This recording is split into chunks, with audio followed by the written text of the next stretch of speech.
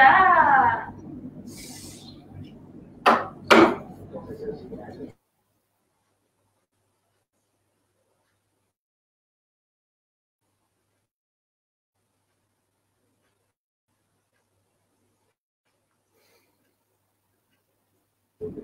Bismillahirrahmanirrahim. Assalamualaikum warahmatullahi wabarakatuh. Muslimin muslimat rahimakumullah. InsyaAllah pada malam ini kita akan meneruskan siri kuliah maghrib kita secara atas talian, secara dalam talian online yang kita rancang setiap Jumaat malam insyaAllah sempena PKP ini. Jadi majlis ilmu kita cuba teruskan insyaAllah. Untuk malam ini alhamdulillah bersama kita Al-Fadhil Ustaz Muhammad Amirul Safwan bersama kita dan mewakili Jawatankuasa Surau Luqman Al-Hakim dan juga ahli-ahli karya mengucapkan jutaan terima kasih kepada Ustaz kerana sudi bersama kami malam ini insyaAllah. Jadi Ustaz Amirul merupakan seorang penceramah tetap kita lah setiap bulanan dan insyaAllah bersama kita malam ini akan mengupas sedikit tajuk apa Ustaz? Satu apa? Hari dalam terbaik di dalam bulan haji. Hari terbaik di dalam bulan haji insyaAllah. Jadi silakan kepada Ustaz insyaAllah. Tafadhal Ustaz. Baik. A'udzubillahi minasyaitonir rajim. Bismillahirrahmanirrahim. Assalamualaikum warahmatullahi wabarakatuh. Innal hamdalillah nahmaduhu wa nasta'inuhu wa nastahdihi wa nastaghfiruh wa na'udzu billahi min shururi anfusina wa min sayyiati a'malina may yahdihillahu fala mudilla lahu wa man yudlilhu fala hadiya lahu asyhadu an la ilaha illallah wahdahu la syarika lah wa anna muhammadan 'abduhu wa rasuluhu alladzi la nabiyya ba'dahu. Salatan wa salaman ala Rasulillah wa ala alihi wa ashabihi wa man walah, amma ba'd. Wa qala Allah subhanahu wa ta'ala fi kitabih al-aziz wa ba'da an aqula a'udhu billahi minasy syaithanir rajim qul ya ibadiyalladhina asrafu ala anfusihim la taqnatu min rahmatillah Inna Allah yaghfiru dzunuba jami'a ila akhiril ayah.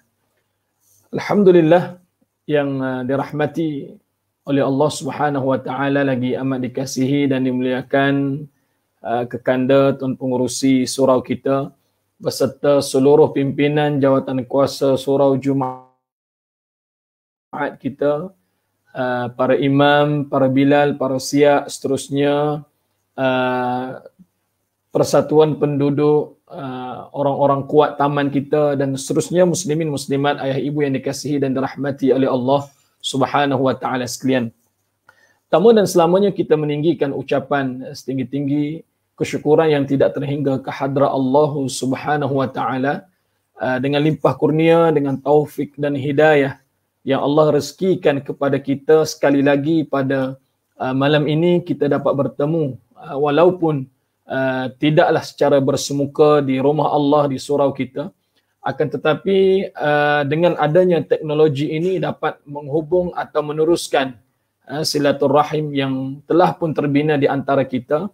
Dan mudah-mudahan walaupun ada kekangan, sedikit kesulitan dan sebagainya ini, tidaklah pula menjadikan kita orang-orang yang terlepas ataupun meninggalkan pengajian-pengajian agama, kuliah-kuliah agama, ceramah-ceramah agama, supaya memberi ubat ataupun makanan kepada rohani kita, lebih-lebih lagi dalam keadaan kita masih lagi berada dalam konteks berperang dengan wabak ataupun masing-masing sedang menjaga keselamatan demi kemaslahatan bersama insya-Allah.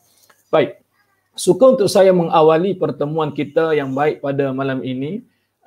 Saya membuka dengan satu kisah yang ringkas, di mana ada satu rombongan ketika Nabi yang mulia sallallahu alaihi wasallam telah pun membina kerajaan Islam Madinah, yang empayar Islam pada ketika itu telah pun dibina oleh Nabi semakin hari semakin kuat, semakin lama semakin kuat. Di kalangan penduduk Madinah ramai yang sudah pun memeluk Islam.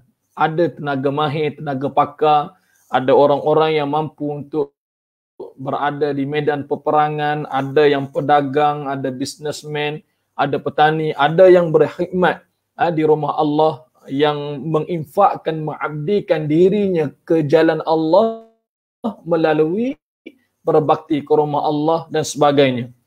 Jadi keseluruhan yang berlaku itu menarik minat. Ada satu rombongan dari tempat yang jauh.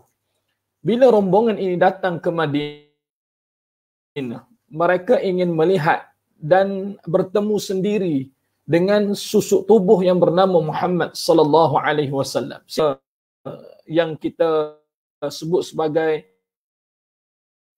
influencer yang mampu untuk mempengaruhi orang, ataupun dalam keadaan bila orang tengok sahaja wajah Nabi kita yang mulia sallallahu alaihi wasallam ni ada pesonanya, ada wibawanya, ada tarikannya, ada sesuatu yang menyebabkan orang rasa mudah dengan Muhammad sallallahu alaihi wasallam.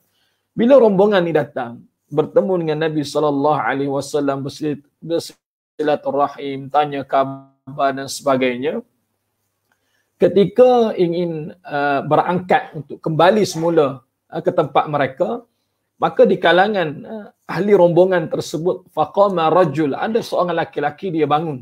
Dia tanya kepada Nabi SAW, ya Rasulullah, kami telah pun bertemu dengan Tuan, bersilaturahim, melihat sendiri akhlak dan sebagainya, Allahu Akbar, cukup luar biasa, cukup sempurna.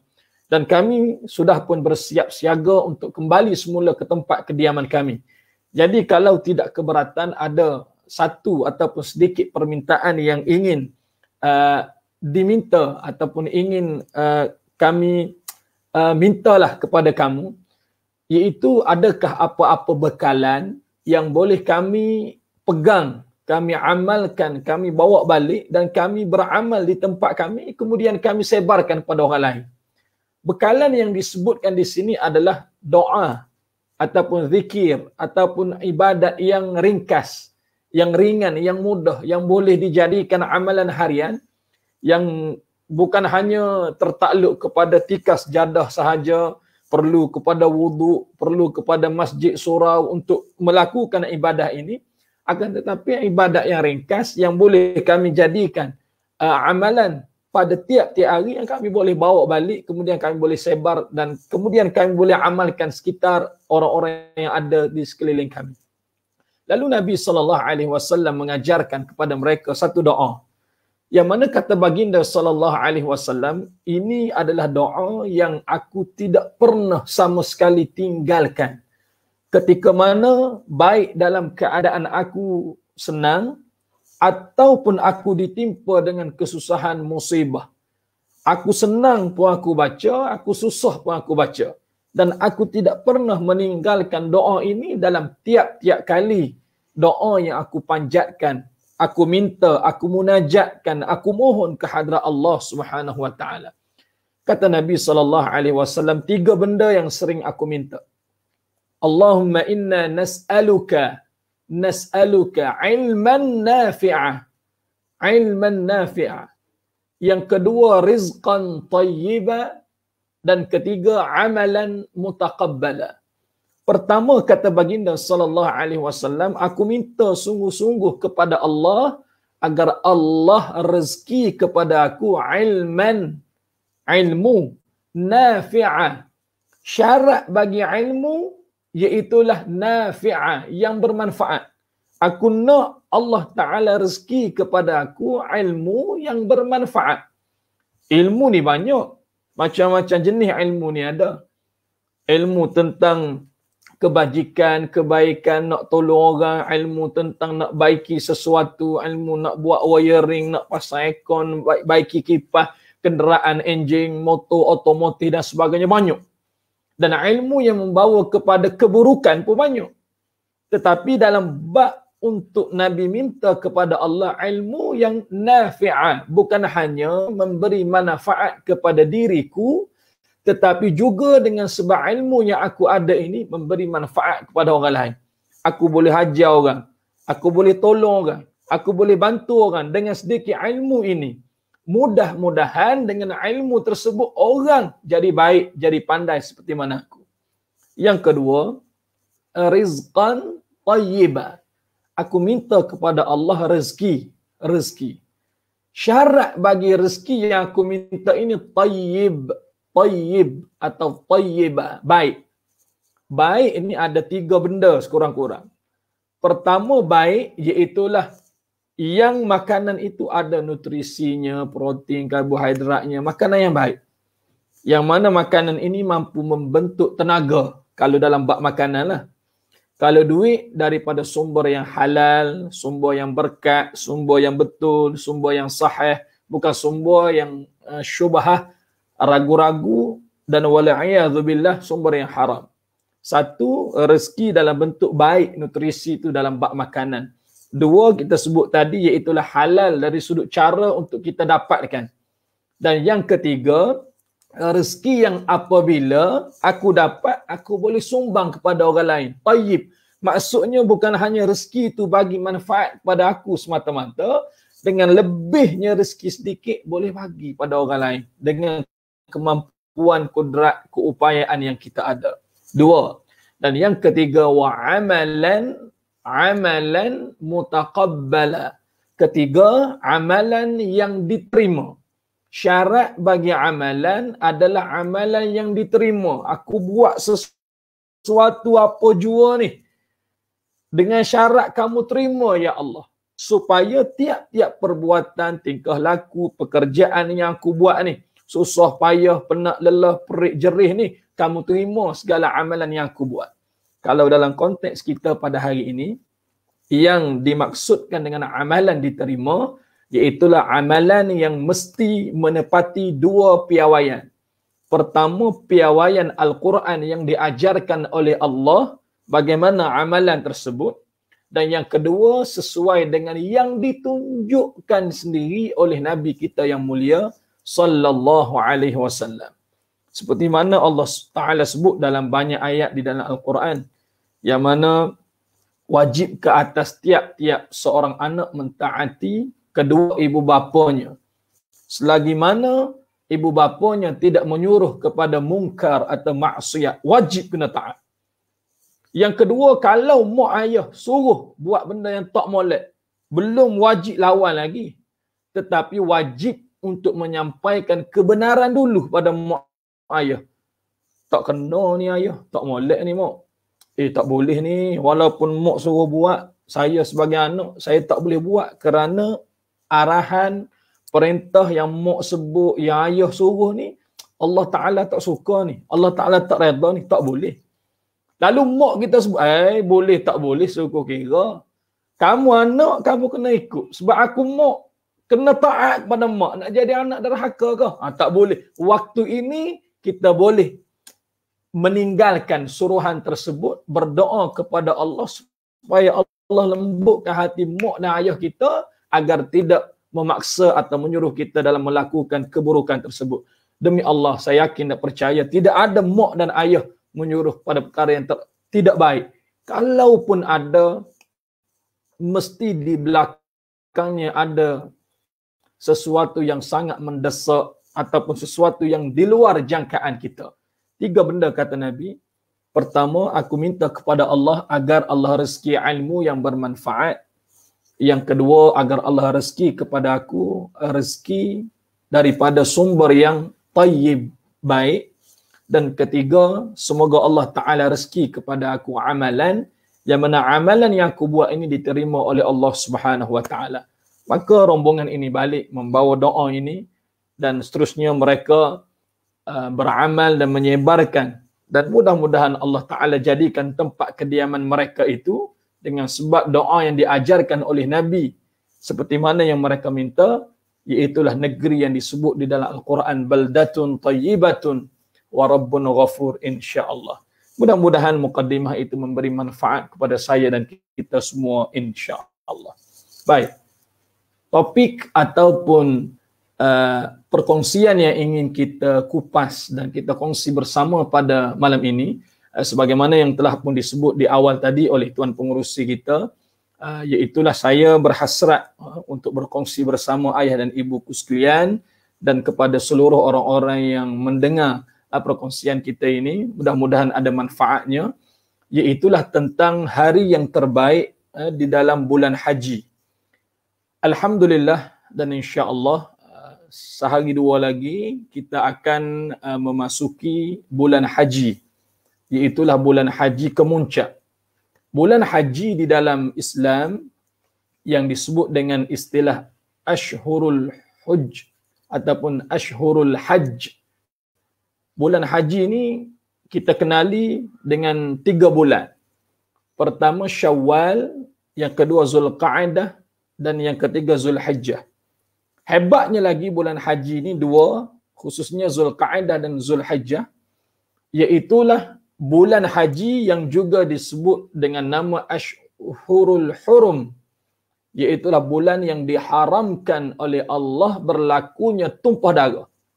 Baik, sehari 2 lagi yang kita nak masuk ni. Walaupun sebahagian di kalangan kita, kalau mengikut urutan ataupun queue lah di lembaga tabung haji, ada yang akan berangkat menunaikan kefarduan haji pada tahun ni 2021, menimpa yang melanda khususnya di seluruh dunia. Bermula pada tahun yang lalu, tahun lepas 2020, jemaah haji pada tahun lepas juga mereka tidak diberi keizinan oleh Lembaga Tabung Haji Malaysia khususnya, dan juga oleh kementerian yang ada di Kingdom of Saudi Arabia, KSA, di Saudi sana, di atas faktor keselamatan, maka mereka diberi keutamaan untuk melaksanakan haji pada musim ini, iaitu 2021. Namun sedikit apabila berlaku ataupun masih lagi wabak ni melanda dan belum lagi menunjukkan tanda-tanda semakin menurun, adanya gelombang keempat, kelima dan seterusnya, boleh jadi mudah-mudahan tidak berlaku, maka sudah pun membawa kepada tahun yang kedua. Orang yang kalau mengikut keutamaan melaksanakan ibadah haji boleh pergi dah, cukup dah, simpanan dia cukup, kesihatan dia baik, apa semua persiapan dia sudah dilakukan, tetapi Allah belum izinkan dengan sebab wabak ini. Baik, saya yakin dan percaya di kalangan mereka mesti rasa kecewa, sedih, berduka. Namun di sebalik kecewa, sedih dan berduka itu, mereka juga bersyukur kehadrat Allah, dan kalau-kalaulah mereka ada usaha juga untuk pergi dan sebagainya, boleh jadi kemudaratan itu lebih tinggi berbanding mereka tidak pergi untuk menunaikan haji. Baik, saya ingin berkongsi ketika Allah Subhanahu wa taala menurunkan ayat di dalam 2 ayat yang pertama, surah Al-Fajr. Surah Al-Fajr, surah yang ke-89 di dalam Al-Quran. Kurang lebih begitu. Dan juga berada dalam juzuk yang ke-30, mempunyai 30 ayat. Berada pada halaman 580 lebih, gitulah kurang lebih. Di hujung-hujung sebelum berakhirnya ataupun ayat-ayat terakhir di juzuk yang ke-30 tu, helaian-helaian terakhir Al-Quran, ada satu surah namanya Allah Subhanahu wa taala berfirman, wa ba'da a'udzu billahi min wal fajr وَلَيَالٍ عَشْرٍ وَالْفَجْرِ وَلَيَالٍ عَشْرٍ.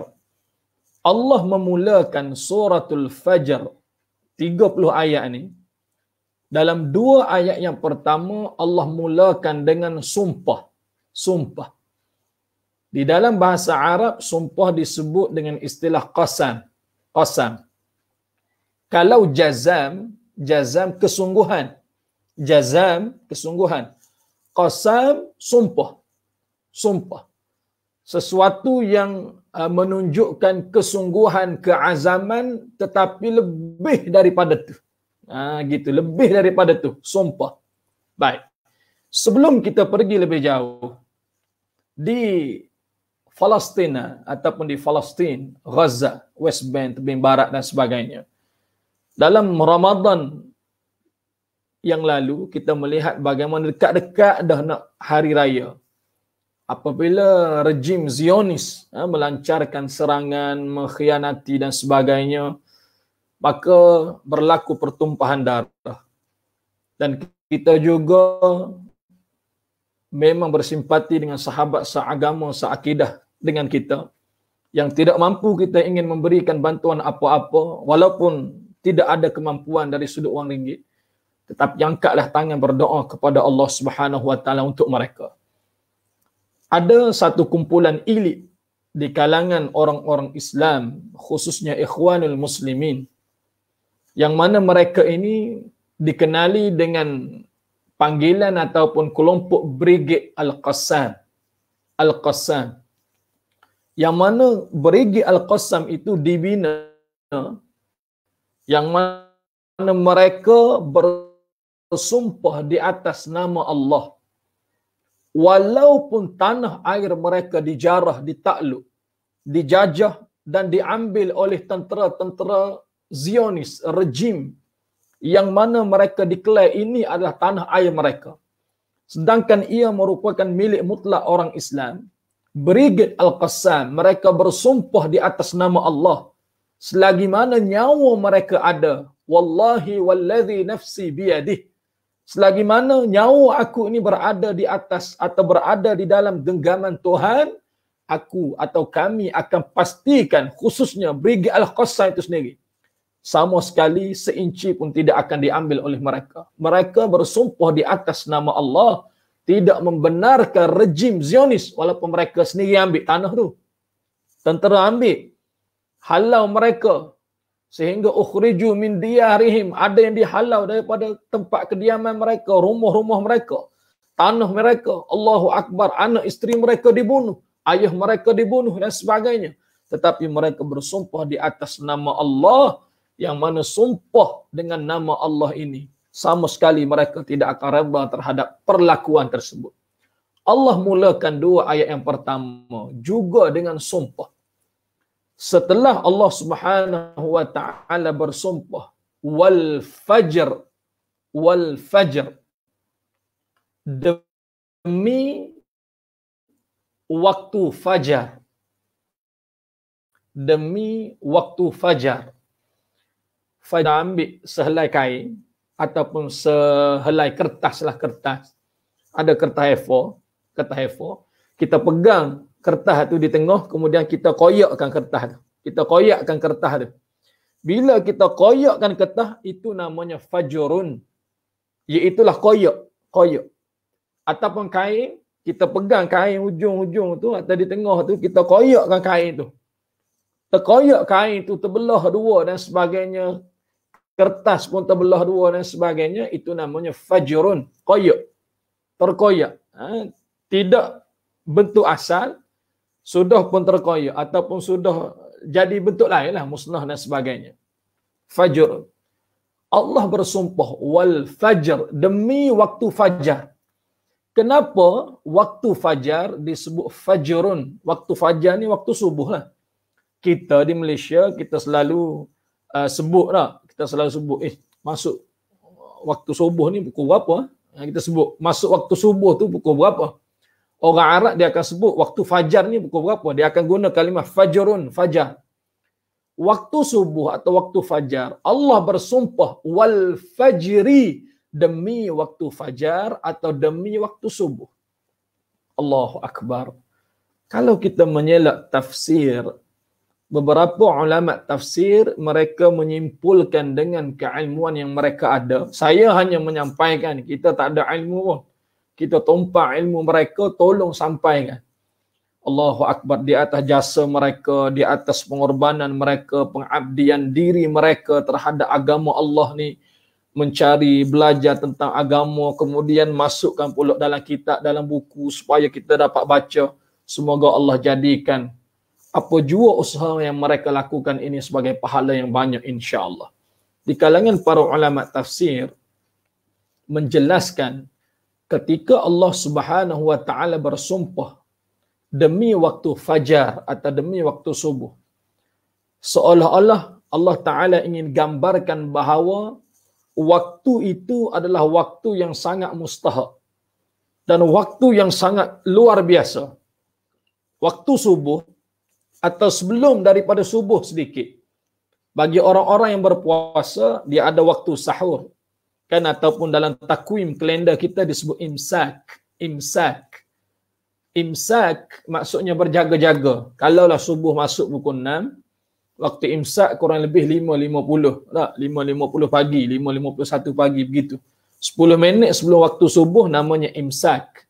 Diletakkan imsak adalah waktu berjaga-jaga. Bagi orang yang berpuasa, bersahur pada waktu itu supaya tidaklah langgar border, masuk sepadan ataupun lebih daripada waktu subuh ketika mana mereka bersahur. Waktu fajar, waktu sahur ini, sebahagian orang-orang saleh yang Allah sebut dalam Al-Quran, wabil ashari hum yastaghfirun, wabil ashari hum yastaghfirun. Waktu sahur adalah waktu mereka beristighfar kepada Allah Subhanahu wa taala. Sekitar kurang lebih 10 minit dekat-dekat masuk waktu subuh ataupun sampai waktu subuh, mereka istighfar, minta ampun kepada Allah. Waktu mereka minta ampun kepada Allah, Allah bersumpah dengan waktu itu. Ramai mana yang mampu untuk menjarakkan dirinya dengan selimut, dengan tempat pembaringan. Allah sejuk, tidur sedap, musim hujan pula. Selimut pula tebal, katil pula empuk, tinggi pula. Oh, katil tinggi, boh, jatuh patah pinggan. Ekor pula bukan 16, negatif 6 suhu. Subhanallah, tinggi sejuk. Kipas lagi tak cukup, atas bawah pun ada. Bukan setakat bilik kita, bilik anak-anak pun begitu, beku. Nak gerak bangun pergi sekolah, Allah bukan main susah. Bukan nak gerak semayang lagi. Di sekolah bukan main susah. Allahu Akbar. Waktu seperti itu ada di kalangan hamba-hamba Allah yang terpilih. Yang hamba ini mereka sanggup untuk meninggalkan tempat pembaringan mereka, membersihkan diri mereka, wuduk mereka, kemudian berada di tikar sejadah, berdoa kepada Allah, salat dan sebagainya, kemudian mereka beristighfar, menyesali apa jua dosa-dosa yang mereka lakukan. Ketika Allah Ta'ala berfirman di dalam surah As-Sajdah, setelah kita membacanya pada rakaat yang pertama, kita bangun daripada sujud sajdah tu di dalam solat subuh pada hari Jumaat. Kata Allah, tatajafa junubuhum 'anil madaji' yad'una rabbahum khaufan wa tam'a wa mimma razaqnahum yunfikun. Di kalangan hamba ada yang tatajafa junubuhum 'anil madaji', merenggangkan tempat pembaringan mereka, tinggal. Kerana apa? Yad'una rabbahum, sanggup tinggal tempat tidur, bangun, bersih diri dia dan sebagainya, duduk di atas tempat yang membolehkan dia solat, berdoa dan sebagainya dalam keadaan berwuduk. Allahu Akbar, khaufan wa tama'a. Khaufan wa tama'a, dalam keadaan penuh takut kalau Allah tak terima keampunan dia yang dia minta. Allahu Akbar. Ini luar biasa ni. Waktu seperti ini kata Allah, wal fajr, aku bersumpah demi waktu itu.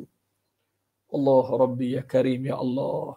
Waktu itu juga adalah bagi orang-orang yang beriman, mereka akan mula menggerakkan diri mereka, mempersiapsiagakan diri mereka sebelum buat urusan lain, pekerjaan, tugas seharian mereka, selesaikan dulu urusan mereka dengan Tuhan, iaitu menunaikan solat subuh.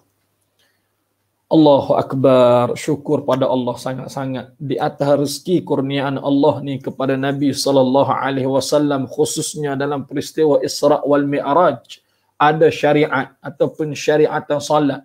Kita dapat menikmati pada waktu saat dan ketika ini, walaupun kita tak boleh solat berjemaah di masjid bagi mereka yang selalu melazimi, yang hanya dibenarkan hanya beberapa orang yang pegawai masjid yang memang bertugas dan sebagainya. Tetapi kerinduan itu tetap kita boleh jadikan amalan di rumah kita sendiri. Saya menyuruh pada diri saya lah, Allahu Akbar, kita tak baik sangat, malah sungguh kita.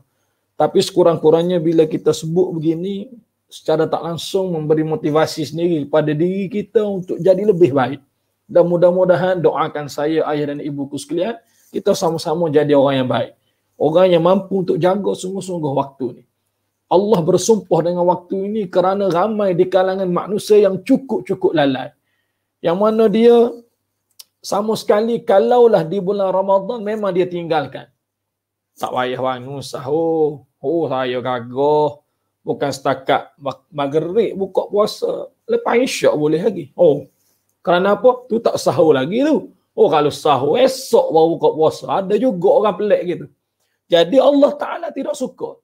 Dan Allah bersumpah pada waktu itu memberi pengiktirafan bahawa ada di kalangan hambanya yang waktu Allah Ta'ala jadikan sumpahan ataupun jadikan sesuatu yang luar biasa, dia bangun pada waktu itu. Wal fajr, demi waktu fajar, demi waktu subuh. Kemudian Allah meneruskan sumpah dia yang kedua. Walayalin ashar, walayalin ashar, dan demi malam yang 10. Demi malam yang 10. Bagi orang yang tidak ada mushaf ataupun Quran tafsir, nanti lepas kita habis kuliah maghrib ini ataupun perkongsian ini, nanti dekat-dekat kita nak tidur ataupun sambil-sambil kita minum-minum kejap lagi dah, sebelum sembang-sembang dengan anak-anak apa semua, ada waktu luang kita buka sekejap tafsir, kita tengok ayat ni.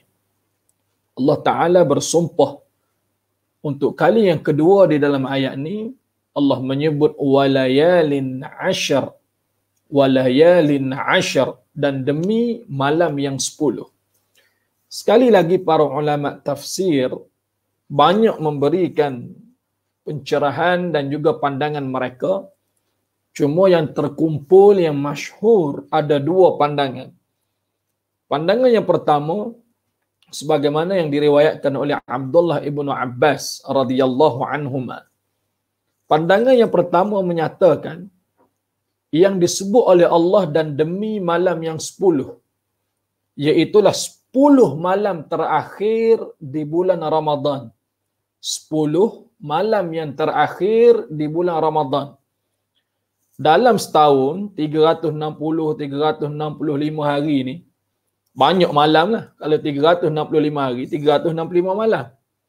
Dalam 365 malam ada 10 malam.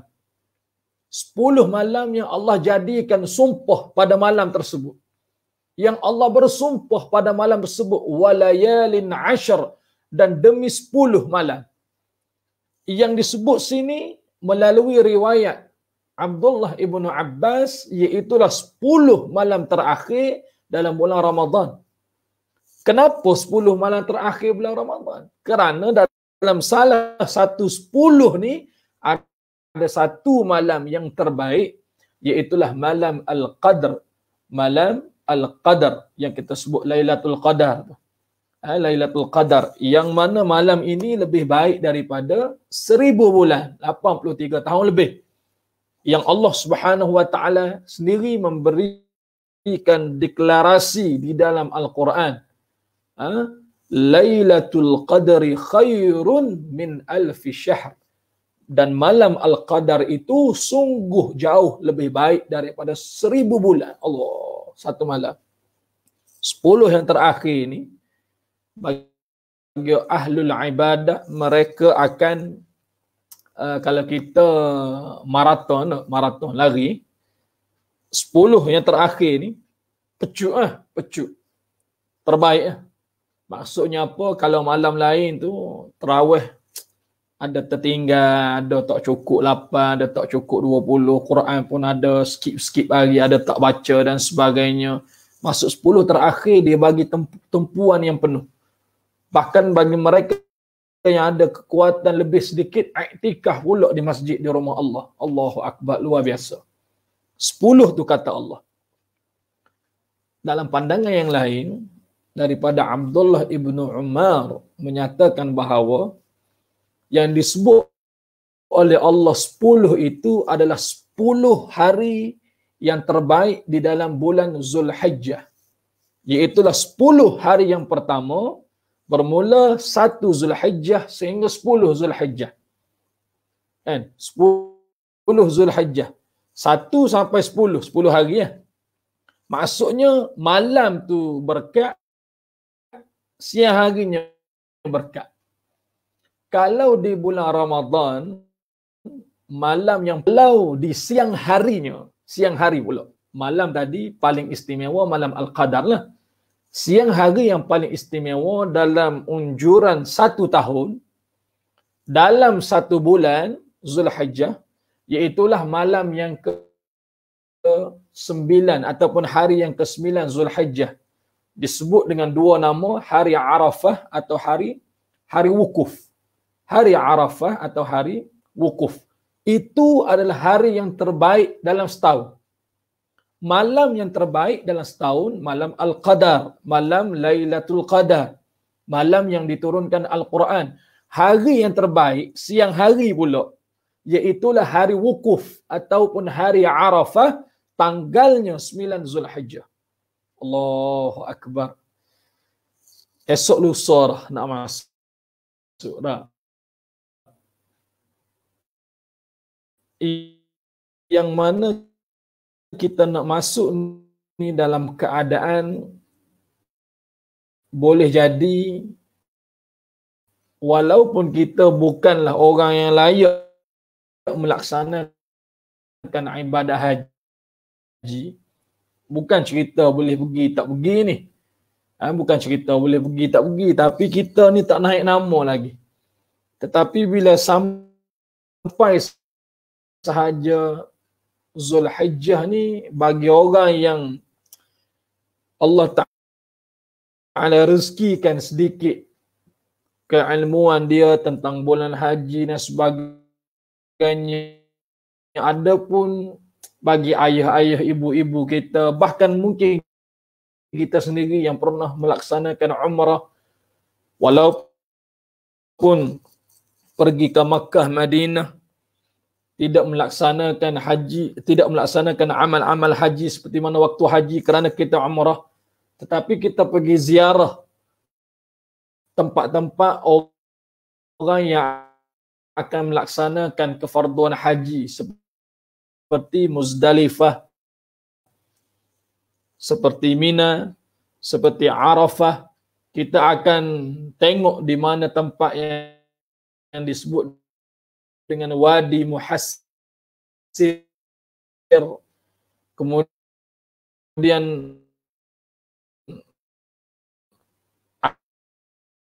ada yang namanya Mu'asim, Terowong, adanya Masjid Namirah dan sebagainya.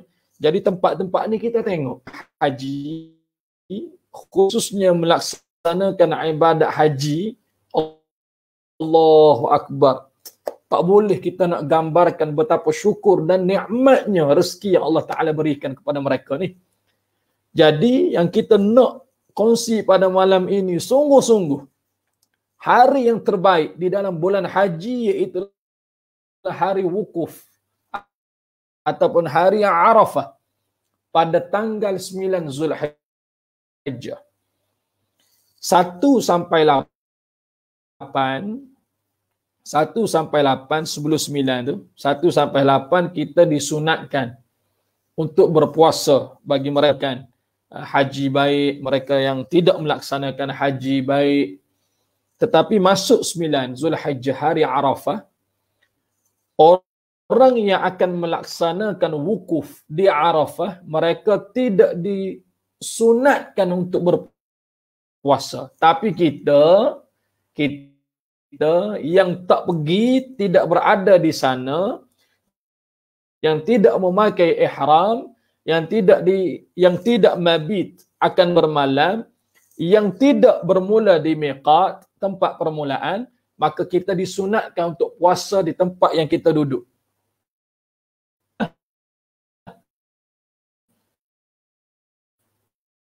Kan? Kita duduk di Sya'alan, kita puasa tepat lah. Sahabat kita dari negara jiran Indonesia baik, tantai balik selatan tantai baik, di Singapura baik, di Filipina, Mindanao dan sebagainya, mereka berpuasa pada hari Arafah. Tidak disunatkan kepada mereka untuk berpuasa. Abdullah ibn Abbas, aku kana yuftir, Nabi ini berbuka, maksudnya Nabi tak puasa lah. Waktu melaksanakan, dan aku melihat Ummu Fadl, ada seorang wanita Ummul Fadl, bagi kepada Nabi susu yang Arafah, mereka disunatkan pula untuk berpuasa.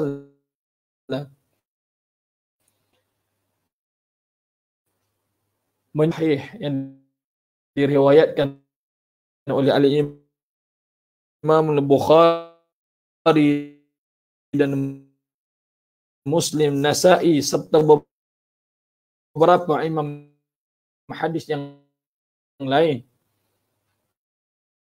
Kata Nabi sallallahu alaihi wasallam, man sama yaumil Arafah, siapa yang berpuasa pada hari Arafah, allati qablah wallati ba'dah. Ini dosa, orang tahu tak tahu dosa bagaimana salah. Cuma minta dah dengan Allah, semoga Allah ampuni, siap.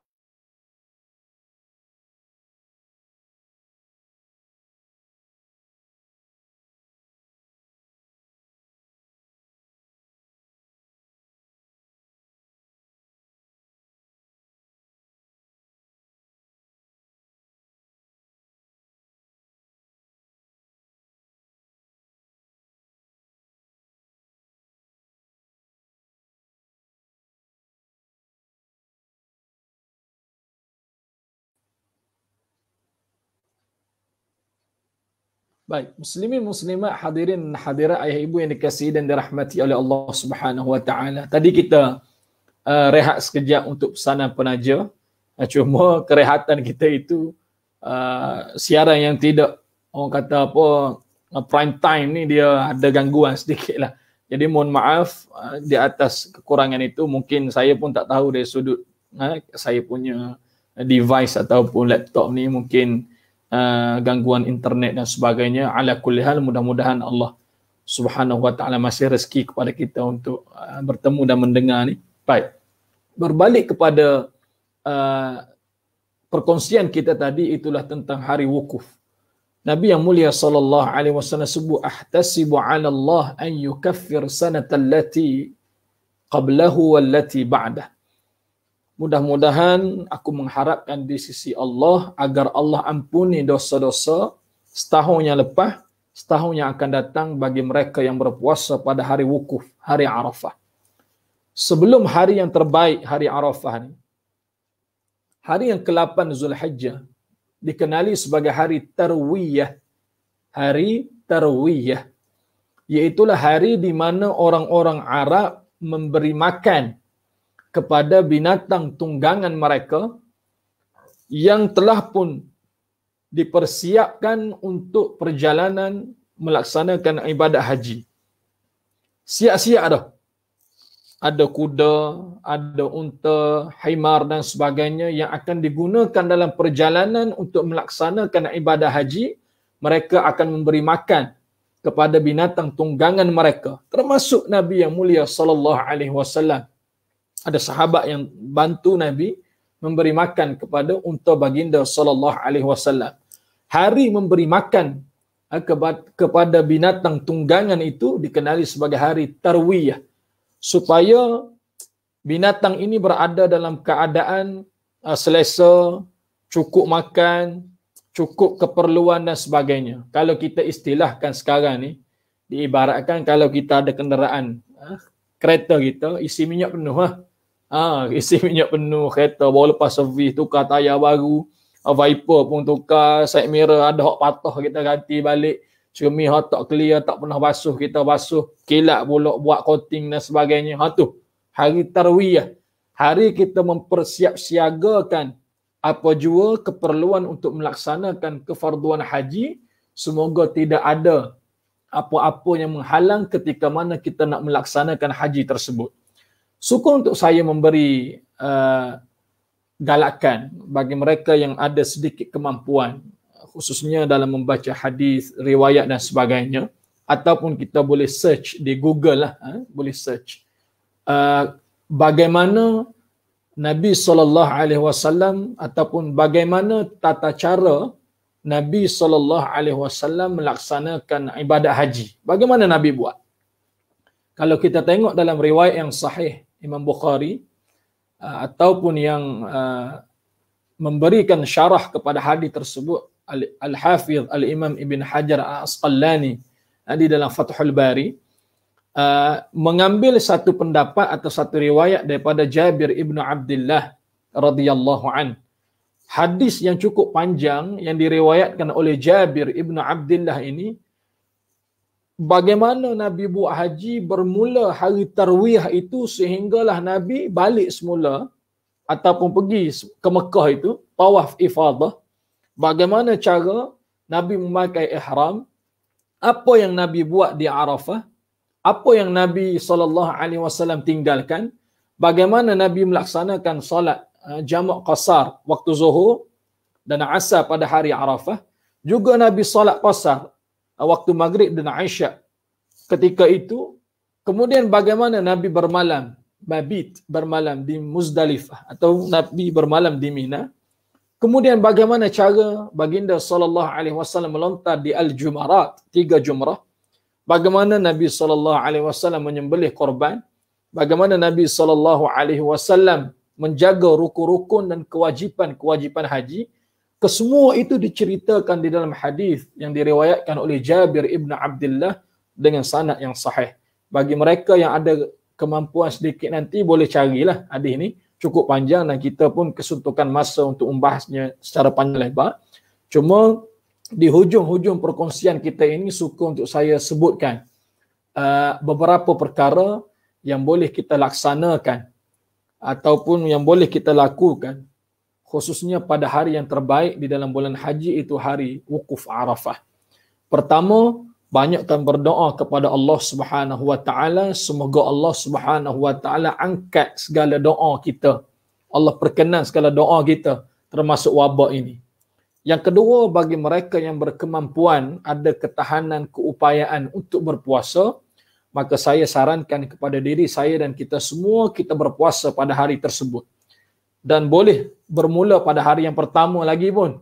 Kalau orang yang memang dia semangat sungguh, dia jaga sungguh, memang kebetulan waktu ni lah dia fikir dia nak diet dan sebagainya. Kan, dia start hari yang pertama Zulhijjah sampai hari ke-7, hari ke-8, ke-9. 10 tak boleh lah. 10 dikira sebagai hari tasyrik, hari yang diharamkan berpuasa sebab kita berhari raya. Maka bagi orang yang mampu untuk puasa 8-9 hari itu silakan. Tapi yang sangat-sangat dituntut adalah pada hari yang ke-9 itu sendiri.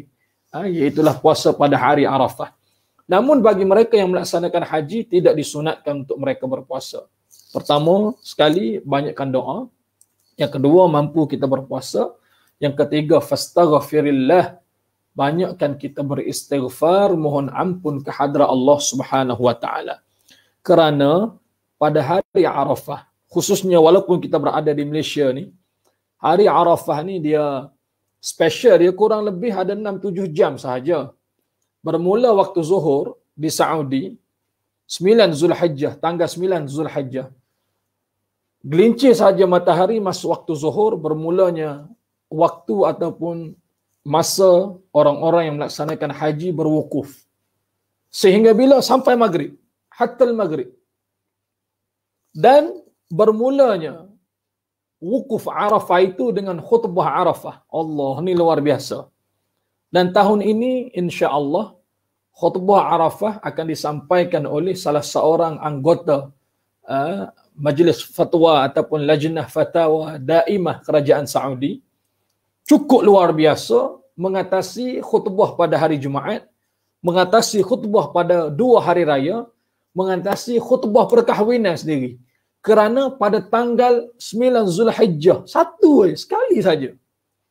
Dalam setahun, sekali saja khutbah Arafah tu hak official lah. Hak di kemah-kemah, travel agency, di kemah-kemah muassasah, di kemah-kemah negara-negara yang lain, Asia Tenggara, Asia Barat dan sebagainya, itu ada khutbah mereka sendiri. Tapi hak ni hak official. Hak kerajaan Saudi sendiri ni. Hak di Masjid Namirah ni, yang jutaan manusia yang keduduk situ. Kurang lebih di Arafah area ni ada 8 kilo, 8 perpuluhan berapa kilometer keliling tu. Yang nak duduk situ kurang lebih dekat 6 juta orang. Kalau waktu biasalah. Sekarang tak boleh lah. Sekarang lagi kita boleh tengok lah, Allahu Akbar. Di mana sahaja tempat tersebut barakahnya. Khususnya dia duduk di bumi Arafah area tu. Kawasan Arafah tu.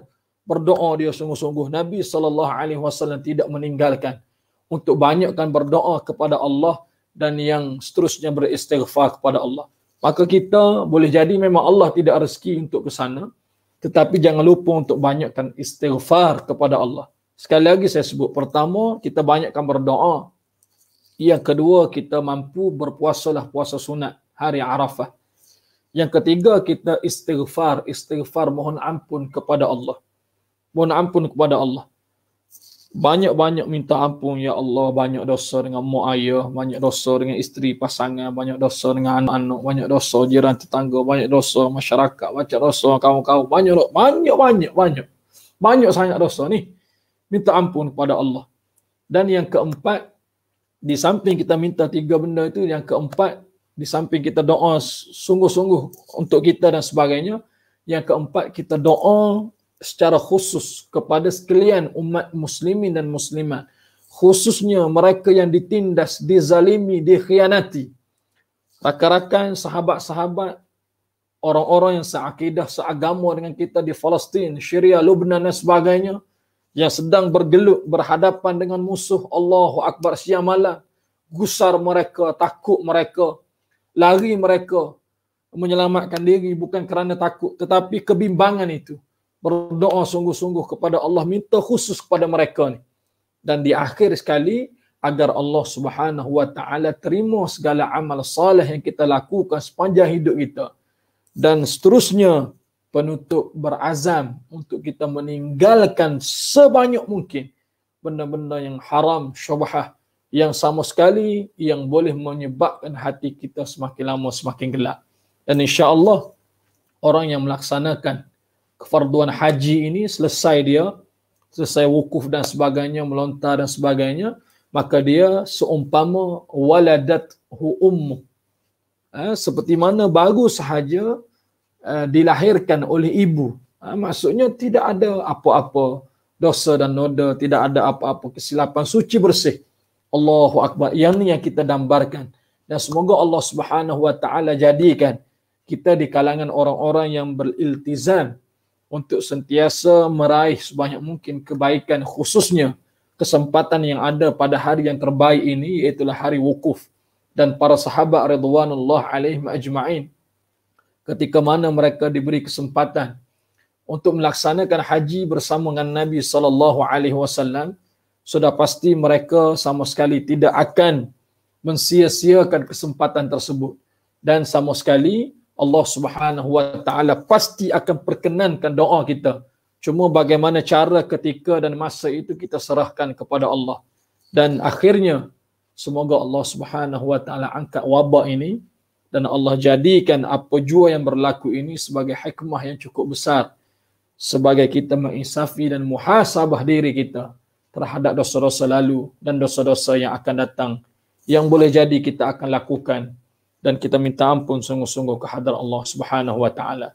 Saya yakin dan percaya ayah dan ibuku sekalian, walaupun berada di rumah sebahagian besar dalam kalangan kita, baik yang sedang bekerja ataupun yang masih meneruskan rutin harian yang berada di barisan hadapan, semoga Allah Subhanahu wa taala lindungi kita semua, dan insya-Allah sekiranya diberi kesempatan dan keizinan, kita akan kembali untuk bertemu di surau kita, dan mudah-mudahan Allah Subhanahu Wa Taala segera mengangkat wabak ini. Saya rasa cukup sekadar itu perkongsian yang ringkas, dan boleh jadi sedikit gangguan itu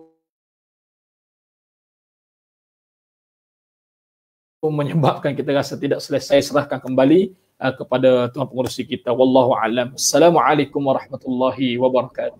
Waalaikumsalam warahmatullahi wabarakatuh. Alhamdulillah Ustaz. Terima kasih. Kita pun dah terlajak sikit kan daripada solat Isyak. Esok je insya-Allah. Moga-moga kita semua diberi ganjaran oleh Allah SWT. Amin ya Allah. Dalam penyertaan kita sedikit dalam majlis ilmu ini, insya-Allah. Moga dapat manfaat kepada semua, dan banyak perkara-perkara yang Ustaz kongsikan tadi sempena kedatangan bulan Zulhijjah ini, insya-Allah. Jadi alhamdulillah Ustaz, moga kita jumpa di lain masa, di lain insya-Allah. Baik, insya-Allah. Jadi mewakili semua adik karya mengucapkan ribuan terima kasih kepada Ustaz. Jazakallahu khairan katsira. Alhamdulillah. Sekian, wabillahi taufiq wal hidayah. Assalamualaikum warahmatullahi wabarakatuh. Waalaikumsalam warahmatullahi wabarakatuh.